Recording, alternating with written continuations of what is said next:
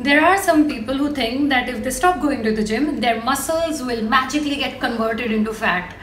Now, imagine the scenario where you have kept some gold in your locker and you're not using it for some time, and one fine day when you open the locker, the gold has magically converted itself into silver. Now, is that possible? It's not, right? So in the same way, when you don't go to the gym, your muscles will not magically get converted into fat. It's really funny to even imagine that. Muscles and fat are two totally different issues, so one cannot get converted into the other. So the matter ends. One cannot convert into other, that is, fat cannot turn into muscle, muscle cannot turn into fat, that's it. But when you think that your muscles get converted into fat, what you are actually looking at is you might have gained weight because you stopped going to the gym. When people do some form of strength training exercises, they tend to eat healthy food but high in calories. So you might have stopped working out and then you might be eating the same calories or even more. So the obvious thing will happen, you will gain weight. Now when you stop going to the gym, what actually happens is, number one, when you stop strength training exercises, you might be detrained, so you have less muscles and you are generating more fat, because obviously when you do strength training activity, you tend to eat high protein diet, you tend to increase some calories. So when you stop going to the gym, you don't decrease the calories, so that's one reason why you gain weight. So either you have to cut down on the calories. If you are not going to the gym for some time, then cut down the calories, then you will not gain weight. And two, if you're not doing strength training activity, pick up some other sports or some other activity which will make you physically active.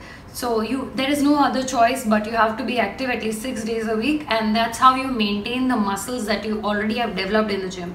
So that is how it is. That's how it works. So even when you stop going to the gym, that is you have stopped strength training at the gym, then you have to do some other form of physical activity at least for an hour.